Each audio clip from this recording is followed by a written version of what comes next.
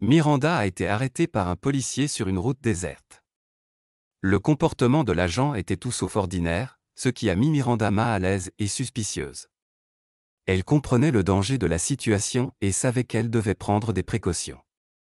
L'agent a exigé que Miranda ouvre son coffre et cherche quelque chose qu'elle ignorait. Mais pendant qu'il fouillait dans ses affaires, la caméra de Miranda capturait chaque mouvement qu'il faisait.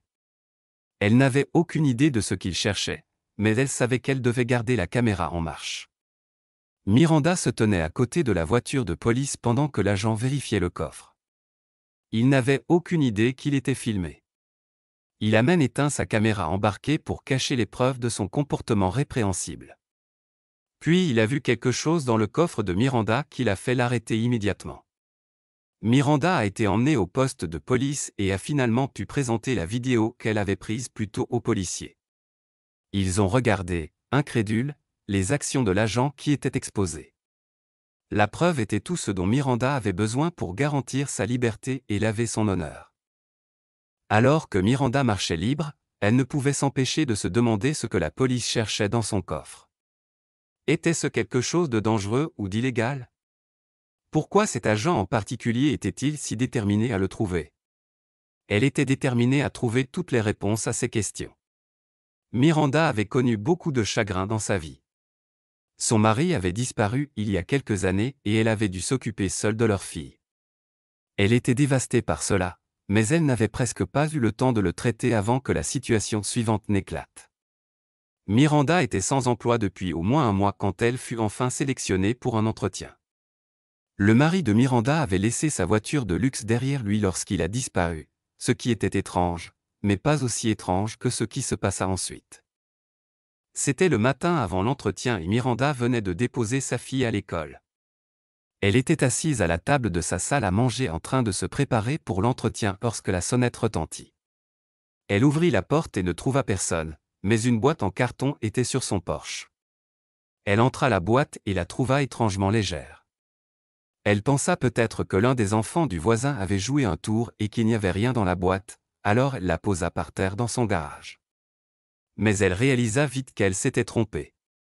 Plus tard dans la journée, Miranda alla dans le garage pour vérifier son linge lorsqu'elle donna un coup dans la boîte. Elle tomba et quelque chose en sortit. C'était une belle broche en forme de fleur. Mais ensuite, elle remarqua autre chose, il y avait une petite gravure sur l'un des pétales. Malheureusement, la gravure était trop petite pour que Miranda puisse la lire, alors elle épingla la fleur sur sa blouse. Elle passa la soirée à lire un peu plus sur son entretien, mais elle n'aurait jamais pu se préparer entièrement à ce qui allait arriver le lendemain. Elle se réveilla le lendemain matin en se sentant pleine d'énergie. C'était enfin le jour de son entretien. Elle décida de porter la belle broche qu'elle avait trouvée dans la boîte la veille. Mais elle remarqua quelque chose en la prenant pour la fixer sur sa blouse. Miranda rapprocha la broche de ses yeux et vit une légère réflexion bleue dans le point noir. Plus elle la regardait, plus elle se rendait compte qu'il y avait effectivement une caméra à l'intérieur. Miranda était stupéfaite. Qui lui enverrait quelque chose comme ça? Mais elle n'eut pas le temps d'y penser davantage, car elle était en retard. Elle hésita un instant, mais décida malgré tout de fixer la broche sur sa poitrine. Elle était belle après tout. Miranda prit son sac à main et ses clés et quitta sa maison. Elle faisait reculer sa Ferrari dans le garage lorsqu'elle reçut soudainement un appel téléphonique. C'était un appel anonyme, mais Miranda n'avait pas le temps de répondre, alors elle laissa sonner et commença son trajet vers l'entretien. Après environ une demi-heure, Miranda entendit un bruit étrange dans la voiture. C'était un faible bip, et c'était un bruit assez étrange, mais elle n'avait aucune idée de d'où il venait. Il ne semblait pas provenir du véhicule ni de son téléphone, alors d'où venait-il? Miranda n'y pensa pas davantage et arriva à son entretien juste à temps. Elle sortit du bâtiment plus tard avec un sourire sur le visage. L'entretien s'était très bien passé et Miranda avait un bon pressentiment concernant ses chances d'obtenir le poste. L'intervieweur lui dit qu'il la contacterait le lendemain. Miranda se sentait au sommet du monde, elle avait l'impression que rien ne pouvait gâcher sa journée maintenant. Mais elle ignorait ce qui allait se passer. Miranda commença à repartir, mais sur le chemin du retour, elle remarqua que des embouteillages commençaient à se former. Cela arriva de manière inattendue et était assez agaçant pour Miranda, qui était un peu pressée de récupérer sa fille à l'école dans 1 heure. Pour aggraver les choses, elle aperçut des lumières rouges et bleues clignoter au loin. Que se passait-il? Enfin, après un moment, elle atteignit les policiers, qui lui dirent qu'un contrôle de routine était en cours. Ils la guidèrent sur le bord de la route et lui demandèrent d'éteindre son véhicule. Miranda expliqua à l'un des policiers qu'elle était pressée, car elle devait récupérer sa fille, mais sa réaction ne fut pas ce à quoi elle s'attendait. Il la regarda de haut en bas et lui dit que cela pourrait prendre un certain temps. Miranda fut un peu déconcertée par sa réaction. Pourquoi le policier était-il aussi impoli avec elle? L'officier expliqua qu'il ne croyait pas que Miranda était réellement la propriétaire de la Ferrari et lui demanda d'où elle l'avait obtenue. Miranda pensa qu'elle pourrait tout clarifier en racontant son histoire, mais lorsqu'elle expliqua tout, l'officier devint encore plus désagréable et lui ordonna d'attendre qu'il revienne. Il dit qu'il devait discuter de cela avec son partenaire et serait de retour dans 1 minute. Que devrait faire Miranda maintenant? Elle pensa soudainement à la caméra dans son épinglette. Elle tourna sa poitrine vers les officiers, qui discutaient entre eux dans leur voiture, puis se tourna pour capturer le reste de la scène. L'officier revint avec son partenaire, et Miranda dut raconter son histoire encore une fois. Lorsqu'elle eut fini, ils se regardèrent et sourirent. Miranda n'avait aucune idée de ce qu'il pensait à ce moment-là. Puis soudainement, sans lui poser d'autres questions, ils lui ordonnèrent d'ouvrir son coffre. Miranda fut choquée par la demande d'ouvrir le coffre. Elle n'avait rien à cacher et se sentit manquer de respect par les officiers. C'est pourquoi elle refusa. Ce n'était pas intelligent de sa part d'agir ainsi, mais elle réagit sous l'effet de ses émotions au lieu de réfléchir clairement. Les choses escaladèrent rapidement à partir de là. Les officiers lui ordonnèrent à nouveau d'ouvrir son coffre, cette fois sur un ton plus autoritaire. Elle sentit que cela devenait incontrôlable, alors elle obéit enfin. Mais lorsqu'elle ouvrit son coffre, elle fut surprise de ce qu'elle y trouva. Dans le coffre, il y avait encore la mystérieuse boîte en carton. Lorsque les officiers regardèrent dans son coffre et virent ce qui s'y trouvait, ils arrêtèrent immédiatement Miranda et lui annoncèrent ses droits. Miranda était très confuse et ne comprenait pas pourquoi ils l'arrêtaient pour une boîte en carton dans son coffre. Elle eut droit à un appel téléphonique, qu'elle utilisa pour appeler sa mère et s'assurer que sa fille serait bien récupérée à l'école. La salle d'interrogatoire était sombre et froide. Ce n'était définitivement pas un endroit où Miranda aimerait être, surtout un jour qui semblait heureux comme celui-ci. Cela la mettait vraiment mal à l'aise. Cet endroit lui rappela la disparition de son mari. Elle resta seule pendant ce qui sembla une éternité dans cet endroit froid et sombre jusqu'à ce que, finalement, les 2 officiers entrent dans la pièce. Mais c'était étrange. Aucun d'eux ne dit un mot et ils regardèrent Miranda avec des visages sévères. L'un des policiers se plaça devant elle et tint la boîte en carton dans ses mains. « Savez-vous pourquoi nous vous avons arrêté, madame ?» Mais Miranda n'en avait absolument aucune idée, alors elle garda le silence. Ils plongèrent leurs mains dans la boîte et en sortirent un objet. Ce n'était pas n'importe quel objet, c'était un pistolet. Miranda n'en croyait pas ses yeux. Est-ce que cela se passait vraiment? Elle ne possédait même pas de pistolet.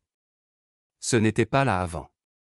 Miranda tenta d'expliquer aux officiers qu'elle n'avait jamais vu ce pistolet et ne savait pas comment il avait atterri là, mais les officiers avaient du mal à croire qu'il était apparu dans la boîte comme par magie. Après un long moment pénible, les officiers quittèrent la pièce et Miranda se retrouva à nouveau seule. Elle commença à pleurer en repensant à toute la journée. Comment pouvait-elle ne pas savoir pour ce pistolet?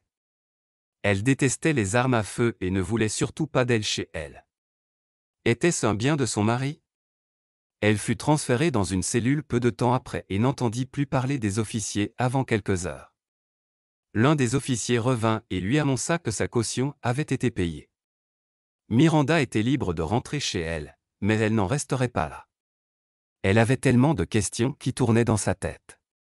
Une fois chez elle, Miranda demanda à sa mère si c'était elle qui avait payé sa caution, mais elle lui dit qu'elle ne pouvait pas se le permettre. Tout cela devenait de plus en plus suspect, mais elle ignorait que ses questions allaient bientôt trouver des réponses. Miranda était certaine à 100% qu'elle ne possédait pas de pistolet et elle savait pertinemment qu'elle ne l'avait pas mis là.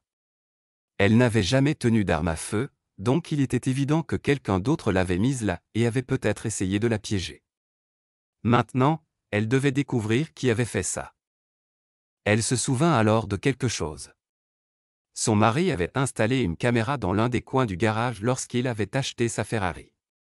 Il en était très fier, et c'était évidemment un gros investissement, donc il ne voulait rien lui arriver. Miranda se rendit au garage, débrancha la caméra du plafond et la connecta à son ordinateur portable. Mais malheureusement, rien n'apparut. Tout ce qu'elle vit, c'était un écran noir. Apparemment, après toutes ces années, la caméra avait cessé de fonctionner sans qu'elle le sache. Miranda se sentit abattue. Que pouvait-elle faire maintenant? Mais juste au moment où elle allait abandonner, elle entendit le bruit du courrier tombant dans sa boîte aux lettres. C'était étrange, pensa-t-elle. Elle se dirigea rapidement vers la porte d'entrée pour voir si elle pouvait voir qui avait mis quelque chose dans sa boîte, mais elle ne vit personne dans la rue. Dans sa boîte aux lettres, elle trouva une lettre. Il n'y avait pas de timbre, donc elle devait avoir été remise à la main par la personne qui l'avait écrite. Elle ouvrit l'enveloppe, en sortit la lettre et commença à la lire. Elle ne croyait pas ce qu'elle voyait en lisant la lettre. Miranda jeta un bon coup d'œil à l'écriture et sut exactement qui lui avait envoyé ça. « Chère Miranda, je suis désolé si cette lettre te surprend, mais je dois t'informer de quelque chose. Je voulais savoir comment toi et notre cher Ali alliez-vous, alors j'ai livré quelque chose à ta porte. Ta présence m'a manqué et je voulais savoir comment toi et Ali alliez-vous, alors j'ai fait quelque chose que je n'aurais pas dû faire. C'était une violation de ta vie privée, mais maintenant cela pourrait devenir quelque chose de positif. Ce que je vais te dire ensuite pourrait être un grand choc. L'épingle que tu portes a une caméra dedans. Elle se connecte à mon ordinateur, mais tu peux aussi accéder aux images si tu branches l'épingle sur ton propre ordinateur. Je sais que c'était mal, mais s'il te plaît, regarde les images d'aujourd'hui. Avec tout mon amour, D, c'était son mari. Aussi choquée qu'elle fut de recevoir un message de son mari disparu depuis toutes ces années, elle fut encore plus choquée qu'il y ait bien une caméra à l'intérieur de l'épingle. Ce qu'elle avait espéré auparavant était effectivement confirmé et pourrait l'aider à comprendre ce que la police avait fait aujourd'hui. Miranda suivit les instructions et brancha l'épingle dans l'ordinateur. D'abord, l'écran était noir, puis la première vidéo commença. Elle vit le visage de son mari à l'écran lorsqu'il plaça l'épingle dans la boîte. Puis, il fit noir pendant un moment. Elle n'avait pas vu son mari depuis si longtemps qu'elle avait presque oublié à quoi il ressemblait. L'écran était toujours noir, mais il y avait du son. Elle entendait comment il avait livré la boîte et comment elle avait ouvert la porte et déplacé la boîte jusqu'au garage. La suivante image qu'elle vit était elle-même qui ramassait l'épingle et la plaçait sur sa poitrine. Elle avance vite jusqu'à ce qu'elle voie l'embouteillage qui se formait à l'écran. Elle regarda comment elle avait été arrêtée sur le bas-côté et les officiers lui ordonnaient d'ouvrir son coffre. Puis elle voit quelque chose qui la stupéfait. Lorsqu'elle ouvrit le coffre, l'épingle avait filmé la boîte en carton dans le coffre, et on pouvait clairement voir que la boîte était vide. Mais quand elle recula pour laisser de la place aux officiers, elle vit quelque chose qui fit bouillir son sang. Elle dut rembobiner et jouer à nouveau, mais en ralenti, pour bien voir ce qui s'était passé juste devant ses yeux. Elle ne pouvait pas croire qu'elle avait raté cela au moment où cela s'était produit plus tôt dans la journée. Miranda ferma son ordinateur portable en colère. Ils allaient regretter ça. Le lendemain matin, Miranda se leva très tôt. Elle déposa sa fille chez sa mère et se rendit directement au poste de police où elle avait été la veille. Elle était armée de son ordinateur portable et de l'épingle et semblait clairement prête pour sa grande revanche. Miranda entra en trombe dans le poste de police et exigea de parler au capitaine. Il ne comprenait pas ce qui se passait, mais ils la conduisirent dans une pièce à l'arrière. Là, elle expliqua ce qui s'était passé. Sans surprise, le capitaine ne la crut pas, alors elle sortit son ordinateur portable. Elle lui montra alors les images enregistrées par la caméra de l'épingle. On pouvait clairement voir l'un des officiers en train de mettre le pistolet dans la boîte en carton lui-même. Le capitaine était choqué et dit à Miranda qu'il allait enquêter sur cette affaire dès que possible, mais cela ne suffisait pas pour elle. « Je veux qu'il soit renvoyé », dit Miranda au capitaine, mais ce n'était pas aussi simple. Le capitaine expliqua que renvoyer un policier était différent de renvoyer quelqu'un d'un bureau, par exemple. Savoir que le capitaine ne ferait rien la rendait folle de rage. Ces officiers allaient s'en sortir pour ce qu'ils avaient fait, et il n'y avait rien que Miranda ne puisse faire à ce sujet du moins, c'est ce qu'elle pensait au départ. Parce qu'avec les vidéos qu'elle avait en sa possession, elle pouvait faire beaucoup. Miranda voulait se venger de ce que les officiers lui avaient fait. Ils l'avaient arrêtée à tort et avaient même tenté de la piéger. Et pourquoi ? Tout cela parce qu'ils ne croyaient pas qu'elle était propriétaire de la Ferrari. Comment une telle injustice pouvait-elle lui arriver ? Elle savait qu'elle n'était pas la seule victime de ces officiers, alors elle voulait faire quelque chose contre eux. Elle rentra chez elle et fit la seule chose qu'elle pensait être juste, publier les images en ligne pour que tout le monde puisse les voir. Miranda fit une longue publication sur Facebook et Instagram avec une vidéo expliquant ce qui s'était passé. Elle hésita avant d'appuyer sur « Envoyer », sachant qu'il n'y avait plus de retour possible. Rapidement, des messages commencèrent à affluer, certains montrant leur soutien, d'autres exprimant leur colère contre elle pour avoir partagé les visages des officiers non floutés, les mettant ainsi en danger potentiel. Regrettant son choix, elle supprima la vidéo, mais le mal était fait. Cet après-midi-là, un avocat l'appela. Les policiers la poursuivaient en justice pour l'avoir filmée sans leur consentement. Miranda, secouée, contacta rapidement son propre avocat, qui lui assura qu'ils avaient un dossier solide. Les actions des officiers dans les vidéos étaient suffisamment graves pour que l'affaire tourne en faveur de Miranda. Le jour de l'audience, une grande foule se rassembla devant le tribunal, tenant des pancartes et montrant leur soutien. Parmi eux, elle aperçut un visage familier, celui de son mari disparu. Bien qu'elle n'ait pas pu le joindre avant d'être escortée à l'intérieur, son avocat semblait satisfait de la présence du public, ce qui la fit se demander s'il n'avait pas orchestré cela pour un soutien public. En cours, Miranda se sentit plus calme de le voir là. Le procès fut éprouvant, les officiers l'accusant d'avoir violé leur vie privée, mais au final, Miranda gagna.